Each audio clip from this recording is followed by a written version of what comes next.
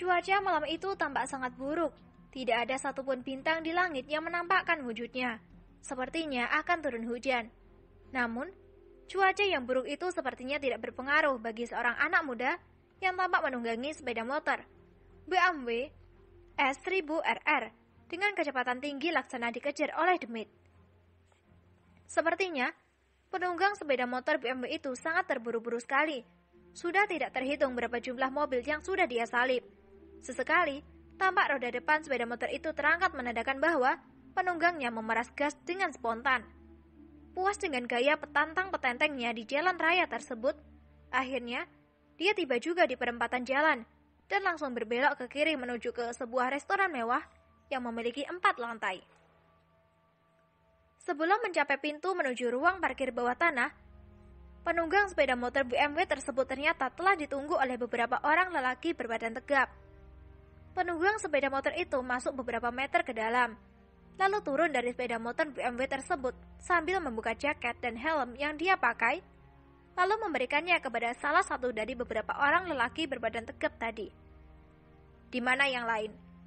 Tanyanya kepada mereka. Menjawab ketua, Bang Tigor dan yang lainnya ada di lantai 3. Mereka sudah menunggu Anda di sana. Jawab mereka. Urus sepeda motorku, aku akan segera ke atas. Siap ketua, kata mereka serentak. Pemuda penunggang sepeda motor BMW tadi pun langsung berjalan menuju pintu lift. Kemudian masuk dan langsung menekan angka 3 pada tombol yang terdapat di sana. Sampai di lantai 3, pemuda tadi sudah ditunggu oleh Tigor dan kawan-kawannya. Dengan tersenyum kecut, pemuda tadi langsung menyapa. Selamat malam, Paman. Selamat malam, Ketua. Bagaimana hasil memulung tadi siang? Tanya Tigor dengan senyum tak kalah kecut.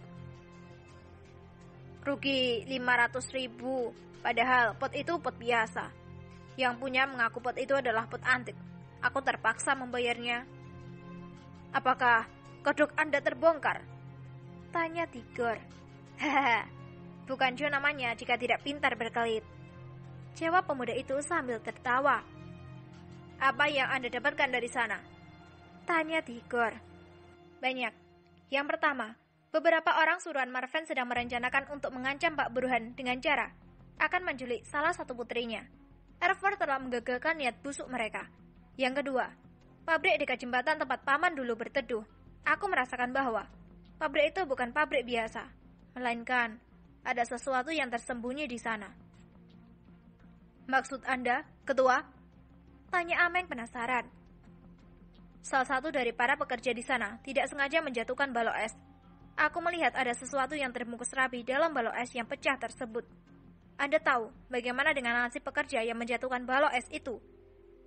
Tanya Jo menggantungkan perkataannya. Bagaimana dengan nasibnya, Ketua? Mereka membunuhnya, dan yang lain mendapat ancaman.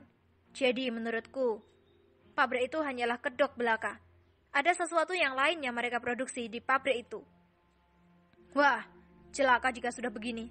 Tapi, mengapa Karman tidak mengetahui ini? Gumam Tigor seakan berbicara kepada dirinya sendiri. Jo menggoyangkan jari telunjuknya sebelum berkata. Karman hanya berada di sisi Marven, bukan berada di sisi Lim Guan dan juga Kim. Silakan duduk, Ketua. Kita akan membahas masalah ini lebih rinci. Kata Tigor sambil mempersilahkan. Sekarang, katakan kepadaku, kabar apa yang Anda dapat dari Karman? Setelah mendapat permintaan dari Jo, Tigor pun langsung menuturkan kepada pemuda itu isi dari obrolan antara dirinya dan Karman melalui panggilan telepon tadi siang. Mendengar penuturan dari Tigor ini, Jo mulai mengerti dan mengangguk-anggukkan kepalanya. Licik juga honor ini. Hahaha. Kasihan Marven, hanya dijadikan bentalan. Mungkin Anda mengetahui apa alasannya, Ketua. Kata Tigor lagi, karena dia melihat bahwa Jo mengerti maksud dibalik senyuman dari Jo tadi. Dia telah belajar dari kekalahannya ketika berada di Garden Hills. Ketika itu, nama besar perusahaan Arad Holding Company hancur lebur dengan terbongkarnya kedok proyek haram yang mereka dirikan. Ya, mungkin dia trauma dengan kejadian itu. Oleh sebab itu, mengapa dia mencari nama perusahaan lain untuk dia jadikan sebagai bantalan? Ada banyak kemungkinan. Yang pertama, andai kedok mereka terbongkar, mereka bisa mengelak dan lempar batu sembunyi tangan. Dengan begitu, Martin Groves lah yang akan menanggung semua kebusukan yang dia lakukan. Yang kedua, dia ingin menggabungkan kekuatan yang dia miliki dengan yang dimiliki oleh Marvin untuk mengganggu kita. Dia tahu bahwa musuh Marvin dan musuhnya adalah dari organisasi yang sama. Jadi, tidak mengherankan jika dia berani membayar mahal untuk 60% saham di perusahaan tersebut. Yang penting, tujuan mereka tercapai. Aku semakin geram dengan kelicikan mereka ini. 4 kota ini akan sangat terancam andai kekhawatiran Anda terbukti dengan pabrik itu. Ini jauh lebih berbahaya daripada perang terbuka. Kita belum bisa berbuat apa-apa, Paman. Mereka belum menyenggol kita. Tapi, Paman harus sering berkomunikasi dengan Paman Rio. Aku merasa, dialah orang yang akan sangat disibukkan dengan masalah baru ini. Tigor manggut-manggut mendengar perkataan dari Joe tadi. Sebagai seorang polisi, Anda benar jika pabrik itu menghasilkan barang-barang haram, maka Rio akan sangat direpotkan. Paman Sugeng, apakah Anda sudah menyelidiki koperasi simpan pinjam yang berada di Kuala Nipah? Tanya Joe. Entah mengapa, nalurinya mengatakan bahwa koperasi itu akan berdampak sangat buruk terhadap dirinya. Dia bahkan selalu tak tenang ketika membahas soal koperasi simpan pinjam tersebut.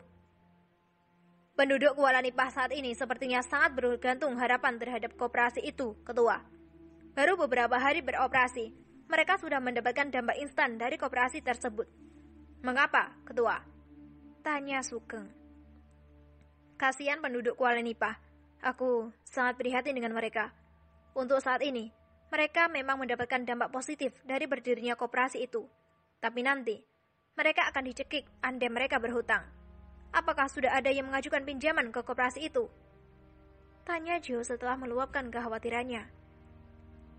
Sampai saat ini, belum ada yang membuat pengajuan pinjaman. Tapi, itu hanya sementara. Mungkin sebentar lagi akan ada yang mengajukan pinjaman di koperasi itu.